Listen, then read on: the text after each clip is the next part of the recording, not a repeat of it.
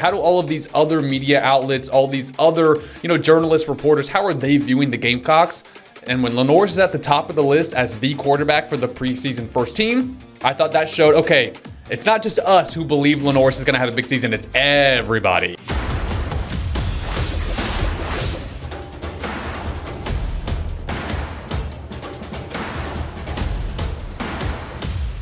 Welcome into the sideline, everybody. I'm Matt Dowell. I'm trying to think of like a cool new phrase. Like, what's our phrase? Like South Carolina sideline. I'm like, welcome into the sideline. Welcome down to the sideline. Onto the sideline. Over the sideline. I don't know. We'll work it out. But welcome into South Carolina sideline, everybody. I'm Matt Dowell alongside Claire Foley. Thanks for being with us once again. If you're joining us and you're like, hey, what happened last week? Like, where was the Thursday interview? We had a crazy week of everyone kind of being everywhere. And then I got sick after SEC Media Days in Atlanta. Jared's on vacation. Claire's doing stories for us. So it just didn't work out. So we had to cancel last week's Thursday's episode. But we were continuing as normal this week with an episode today and then a new one on Thursday. But Claire, welcome in. This is like your return. I feel like I haven't been here in ages. I know. Because Claire... Am I even on this show anymore? Am I allowed to sit here? But there's a good reason, because Claire is a married woman, everybody. Married woman. Flash it. Wait, can we get it? Yeah, there we go. Got the stack now. There we go. Is it reflecting in the light? I haven't cleaned it in a while, so probably not. It was, I don't even know what day is it. 2 weeks now? A little more than 2 weeks. 2 weeks Saturday. It was an awesome time. Great weather. The weather, just as much as it's been so rainy here, it has been there in Massachusetts too. And they went through a stretch where, I'm not kidding, 13 Saturdays in a row it rained. And that broke up like a couple weeks before the wedding. And I'm like, okay, hopefully it got it out of its system. We're going to be good. And it was absolutely perfect weather. It was awesome. High 70s, low 80s, very slight breeze. And all the meteorologists there were like, okay, that's going to be the best weekend of the summer. Don't get used to it. Rain's coming back. So I'm like, bye guys. Yeah. See you later. I'm heading now. That's awesome. Claire, and Cade is her now husband. And yes. He is big and he's involved with the Gamecocks a lot as well. You guys probably know his voice more than anything. He calls a lot of baseball, softball games. Any other sports? Does he? Just those two, right? No, he'll be doing men's soccer on TV once again. Nice. Probably mixing in some volleyball in there, maybe some basketball. He was on the sidelines for basketball last year on some of their ESPN Plus broadcasts, baseball, softball. They keep them busy around there, that's for sure. But Kate's definitely part of the sports family here in Columbia. Yes. So now we have a powerhouse couple officially. Watch out. Watch out. Are you Crenshaw? Are you going to be Crenshaw on TV? Not on TV. Not still on TV. Claire Foley for this purposes. Yeah, there we go. Yeah. So Claire Foley, everybody. Yes. Make sure you get it right. And don't forget Twitter, of course, is at Claire Foley TV. At Claire Foley. Get the plug in there, pop that Claire. in there when I can. Well, let's get into today's topics, because South Carolina football, the season, I think it's well underway now. Let's go. It's here, and let's get on the train and go forward. And full force for the next 6 months. Full force. We will not rest until January. But South Carolina football, of course, our show last week was from Atlanta at SEC Media Days. Hope you guys enjoyed all that behind-the-scenes look at everything with Gamecock football down at the College Football Hall of Fame. It was a lot of fun, quick and easy, and the unofficial start to the college football season. And then, Claire, after SEC Media Days wrapped, because after South Carolina, there were 3 more days of SEC Media Days.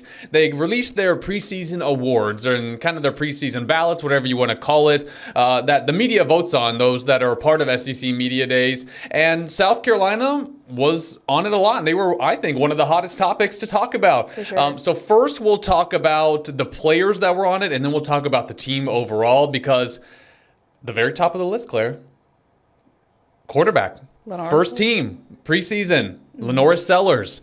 And I was surprised, and I'll tell you why. I wasn't surprised because I didn't think LaNorris should be first team, because I do think he should be on the first team, but I was surprised that the collective voted that way, because, let's just keep it real. When it comes to preseason awards, all that kind of stuff, politics are involved. There's a lot of certain brands are favored more. When you're trying to figure out who to put on these lists, the Alabamas, the Texases, the Georgias, the LSUs are going to be the sexier choices to go with, the quote-unquote safer choices to go with. So I assumed when they came out with those things, I thought LaNorris would be on like the second team or something, and they would put a quarterback from one of those quote-unquote big brands as the first team. So when I saw LaNorris Sellers was voted first team preseason All-SEC, I thought that was a big statement about how he's viewed going into this season, because obviously we know LaNorris and we know his talent and we have expectations and know all the hype and all that because we're very close to the team.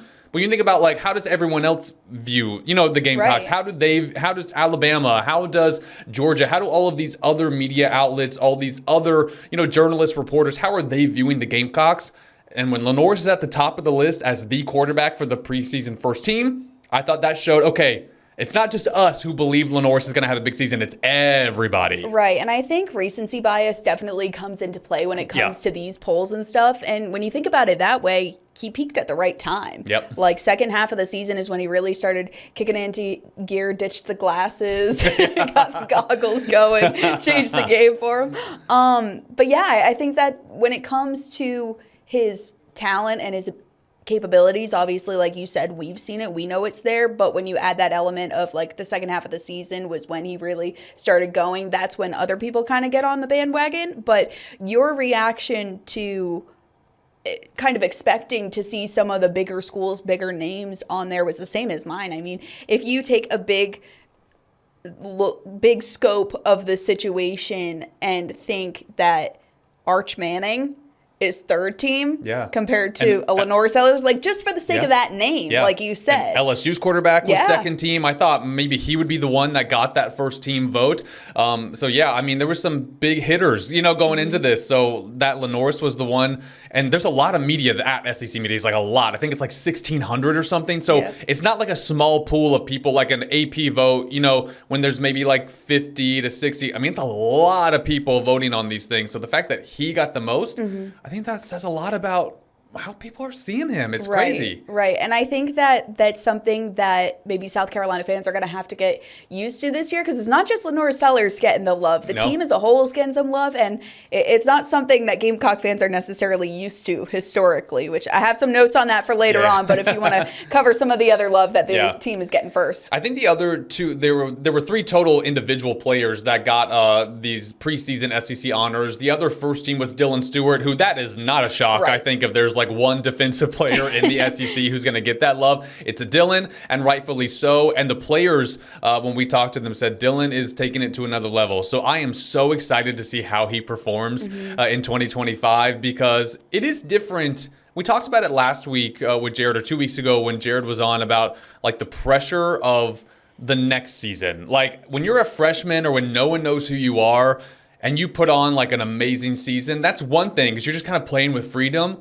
Now for LaNorris, for Dylan Stewart, everyone's like, okay, do it again and do it better. And like show us what you got now. And that's a very different conversation. It's very different pressure. You're just starting with, okay, the floor is your best year you've ever had. Now go from there. And like even Jared said, Jared didn't join us here at Watch Fox until like December, and he's like, I didn't know who LaNorris was a year ago, and now he's everywhere, and now Jared's like, I expect him to do great, and that's kind of what like a good picture of what the country is thinking about him. I think the same thing for Dylan Stewart. I think last season, I do think he had like hype out of high school and stuff, but I think Dylan was so good right away that he just was on everyone's notice immediately, and now it's okay, you're the face of the defense. You're the star of South Carolina, and what do you do now? So not surprised at all that he's first team, but really looking forward to seeing how he deals with the pressure of being the face of the Gamecock defense. Especially a Gamecock defense that lost so many players this last year. I mean, that was the first question everyone had as soon as the offseason started and the first media availability was, okay, what's the defense looking like? Who's emerging as one of the leaders? Like, and fair questions. Fair questions. Yeah, for sure. And I think Dylan, that's the other thing too, is like it's one thing to perform as a freshman when you have all these veterans around you who kind of take on the responsibility of everything else. Now they're gone, they're in the NFL, they're moving on to the next chapter. How do you handle all that? How do you not only perform, but also handle being the face, the one that all the cameras are going to be pointed at, all the microphones are going to be pointed at? when we need quotes, and we need this or we need that. So, and on top of this, when the entire team is getting more hyped and are getting pushed higher into those rankings. So it's not just us around here caring about what they have to say about where he's going to lead the defense. It's a lot more eyes on this team now. Because it's really, when you think of South Carolina, it's really LaNorris and Dylan. Like, those are the faces of the team. So now it's their team, and how are they going to handle going forward? Because in the preseason, people are already saying, all right, it's their team, so like they're going to take the reins and go forward. And also the third player for the Gamecocks that was on the preseason second team was Jalen Kilgore, who very deserved, had a great season last year as well. And was there anyone left off that I don't know if I was surprised? It's really hard. I vote on, not on football. I was part of this vote, but I vote on like the AP for women's basketball. And it's so hard to fit everyone in. It's really hard, and I had a new appreciation for it once I became a voter, because there's only so many slots and everyone's good. Right. And you're like, someone's getting left off. How do you try and make sure every team has representatives? How do you make sure every team has some love? Where do you put everybody? It's really hard. For football, it's even harder, because there are so many positions, so much talent. But I don't know if I was surprised that anyone was left off the top of my head. I don't think so, because I think that's where I was coming from, is that there is so much that's new about this team. Yeah. So it's almost a little surprising to me that they are ranked so high when there are so many moving parts. So I think it's just the recency bias, like I talked about before, and just the expectation that the floor starts where it finished last season. I think it's exciting for the SEC too, because there's a lot of like new chapters for other teams as well. There's a lot of like new faces and new talent. So I think it wasn't just South Carolina about like, okay, what is South Carolina going to look like this year? I kind of think there's that question for most of the SEC teams. When they think of like big positions, a lot of them have new faces that maybe we haven't seen perform. And maybe that's part of why everyone was like, okay, we've seen LaNorris perform. Right. So we're going to put him on that first team because he has shown us in the last 12 months that he can perform well on the big stage. So those were the individual awards for the preseason, all SEC at SEC Media Days. Now, when it comes to the overall team rankings, South Carolina, Claire, number 5. Yeah. They were predicted to finish 5th in the SEC behind Texas, Georgia, Bama, and who's the 4th that I'm missing?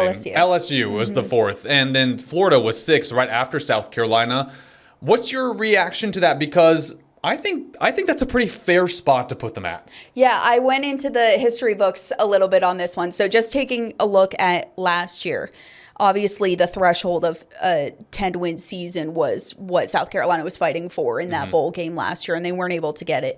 But last year, everyone in the top 5 had at least 10 wins. So to me, a top 5 ranking is saying you expect this team to have at least 10 wins. And that's the trend that they've been going towards since Shane Beamer came to Carolina, but it's still a big feat. And so I looked back into the history books, looked up the statistics, and so obviously everyone knows the last time that South Carolina had a 10-win season was during the Steve Spurrier era. They did it in 11, 12, and 13. Before that, there was only one other 10-win season in South Carolina's history, and it was in 1984. Whew.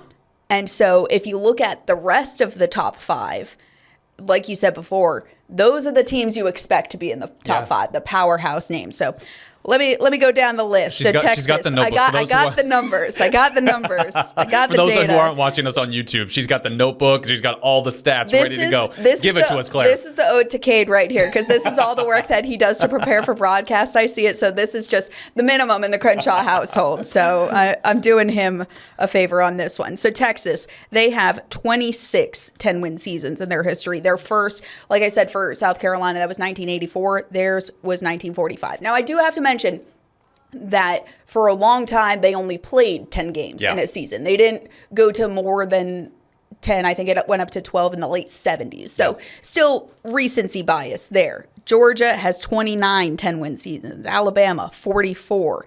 LSU, 18. South Carolina has 4. 4 and none in the last 10 years. And they're in that group, and that just shows what Shane Beamer's building and how good last season was. And it's been like a positive trajectory his entire coaching tenure. He's getting good recruits. He's getting players to stay. LaNorris did not go anywhere else when he could have had the option. He stayed with South Carolina, and that's very interesting. And also, top 5 finish in the SEC can be a top 10 team in the country. Right. That's how good the conference is. That can be a playoff team, obviously. So that is a big statement.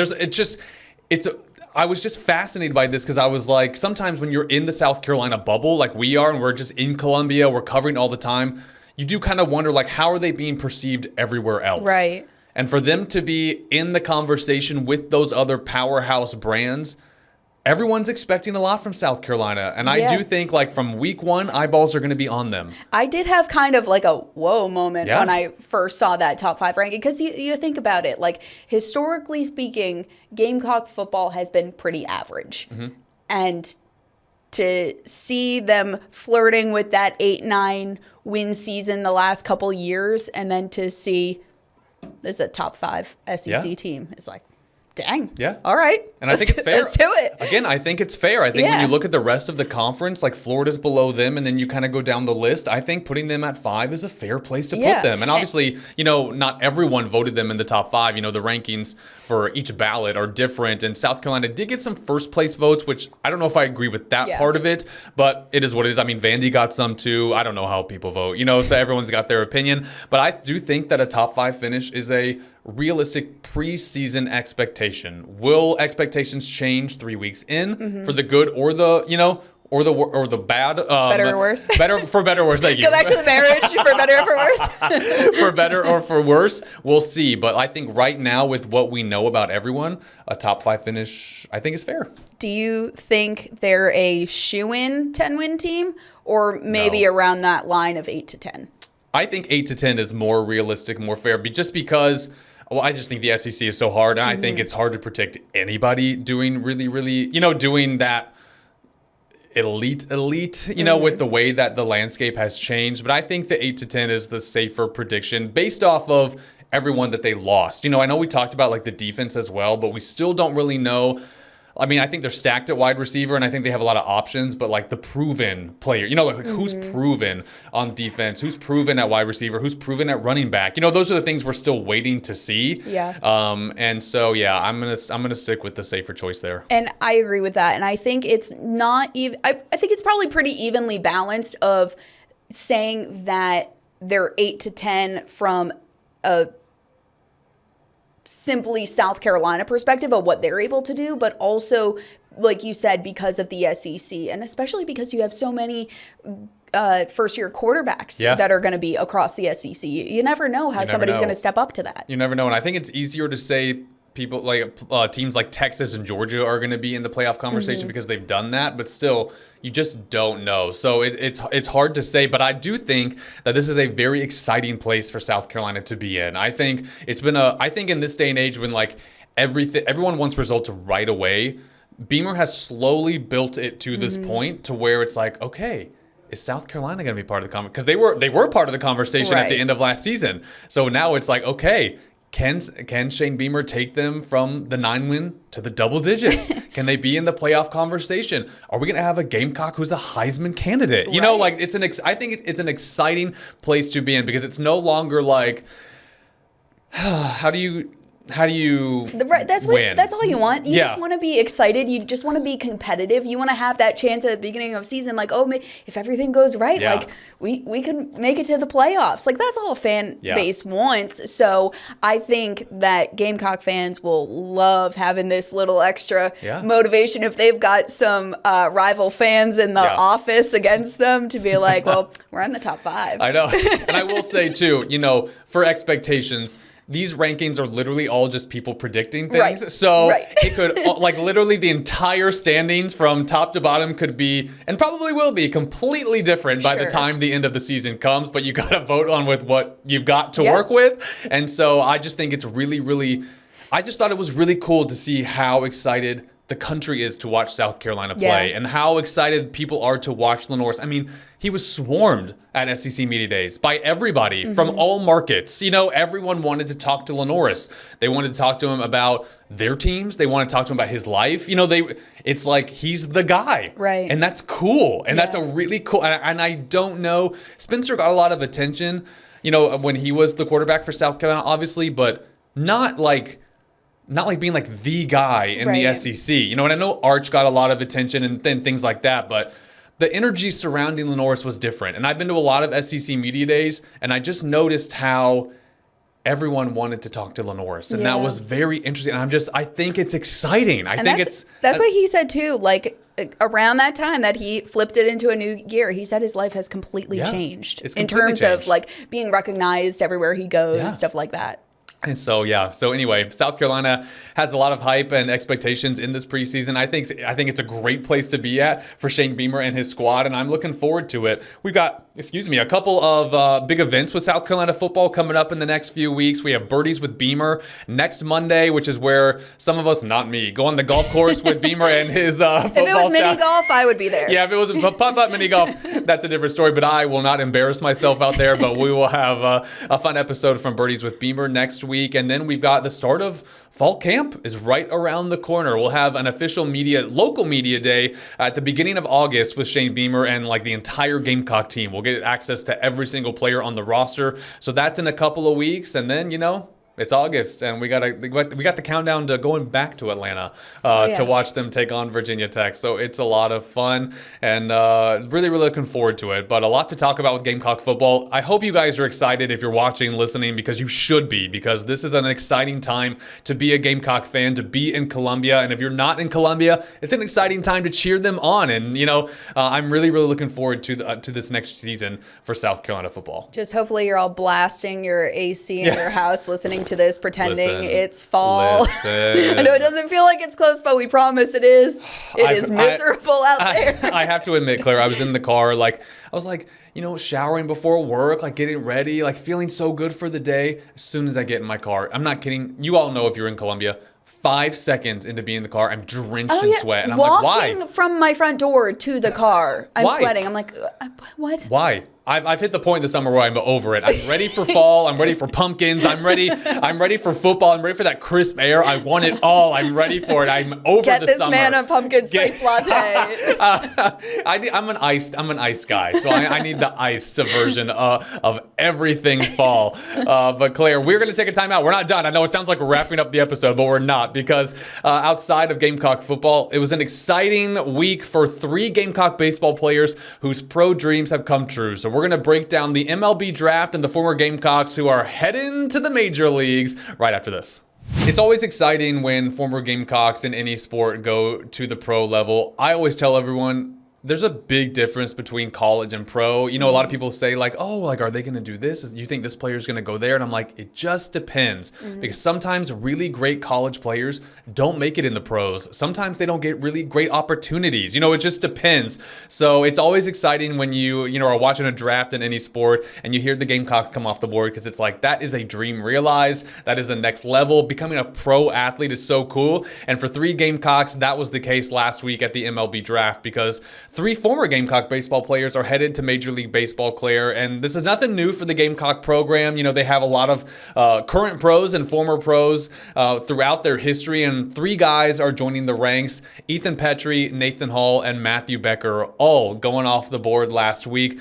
Really, really fun and deserved. And I know Claire's our resident baseball expert. That is her sport. That is the one that you love so deeply. Yes. So let's just kind of, before we get into it, Ethan Petrie taken in the 2nd round, 49th overall to the Washington Nationals.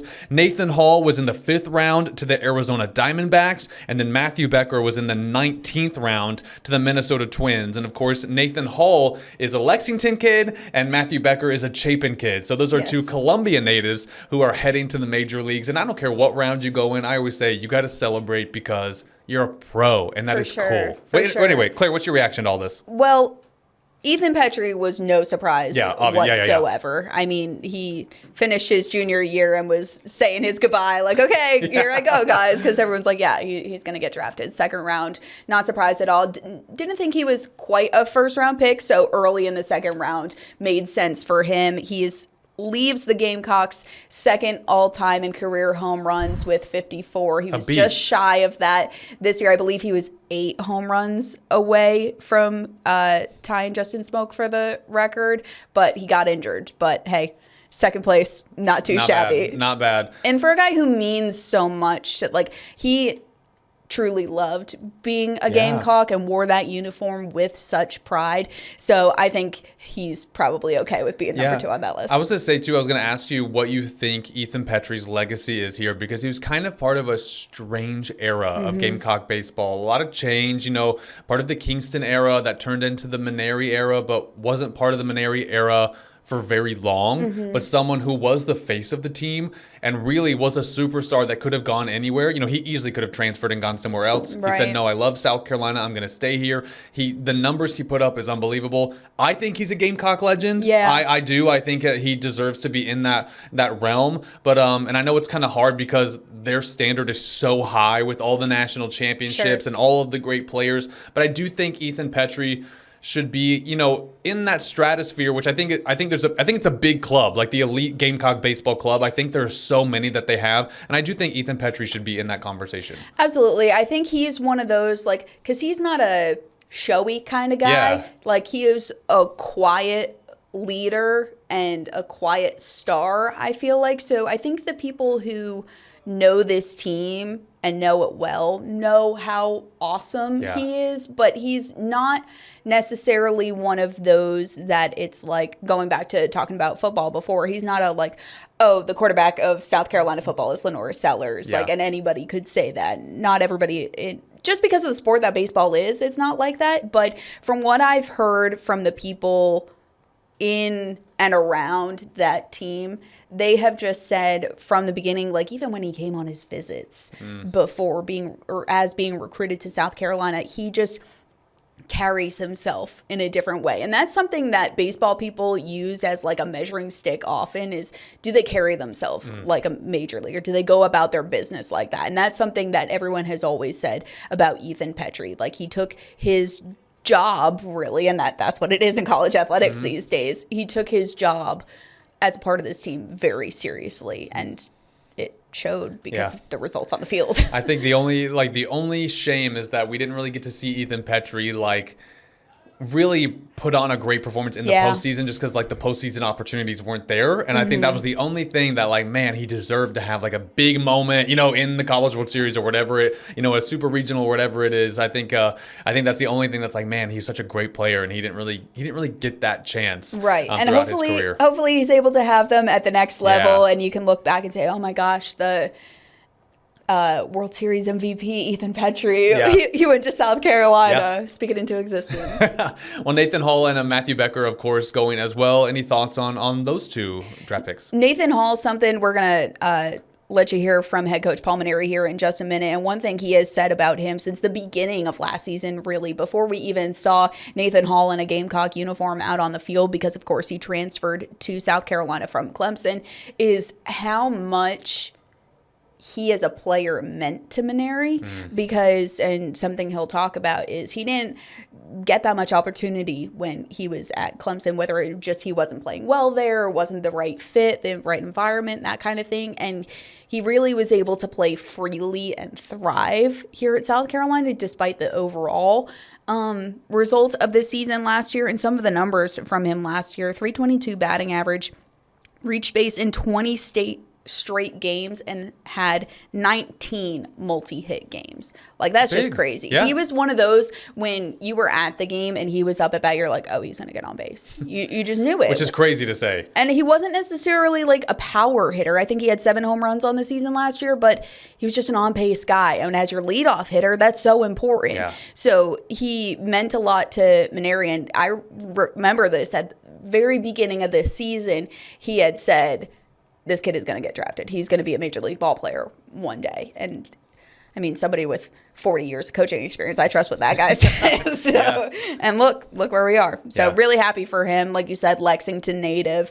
And it's interesting to see that in a sport like baseball that you can play till you're late 30s, 40s even, that sometimes it's the end of your college career when you're able to like really have success and that be the start of your career. Yeah.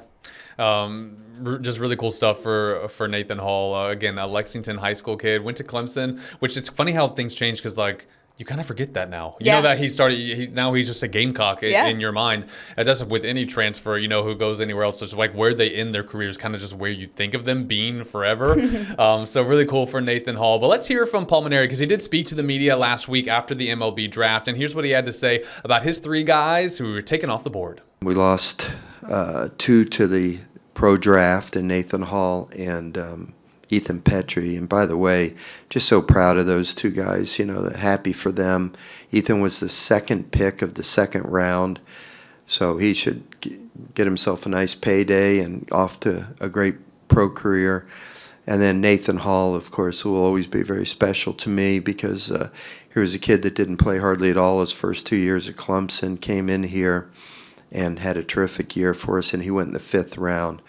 So real happy for those guys. So a big week for Ethan Petrie, Nathan Hall, and Matthew Becker, who are now pros, and we'll be following them in their pro career, just like every Gamecock in the pros. But looking forward to another eventful week here in Columbia, and it's starting, y'all. As the sports director, I told Claire today, I'm like, my to-do list is getting bigger. Calendar's getting full. Calendar's getting full. We got a lot to do. In those summer months, those summer weeks when you're like, what are we doing today? Now that's not the case because I already texted Claire. I was like, here's your whole week laid out. So we're getting excited. Of course, a lot of former Gamecocks on the Panthers this season. So Claire's going to go up to training camp, which starts on Wednesday. Whenever you guys are listening to this, it might already be started, but it starts this week up in Charlotte. And then we got some other exciting things as well. Some interviews, of course, with some big names that we're excited about, and we'll let you guys see who they are when the episode drops. But thanks for watching. Thanks for listening. As always, make sure you guys subscribe on YouTube. If you're listening to us wherever you listen to your podcast, make sure to rate, comment, all that good stuff. But it's been a lot of fun. This was a good episode. Every week I'm like, I think this will be like a quick, easy episode. And then I'm like, maybe we just start talking. We love yapping. We love talking sports. And we hope you guys love listening to it and watching it as well. She's Claire Foley. I'm Matt Dowell. We'll see you next time here on South Carolina Sideline.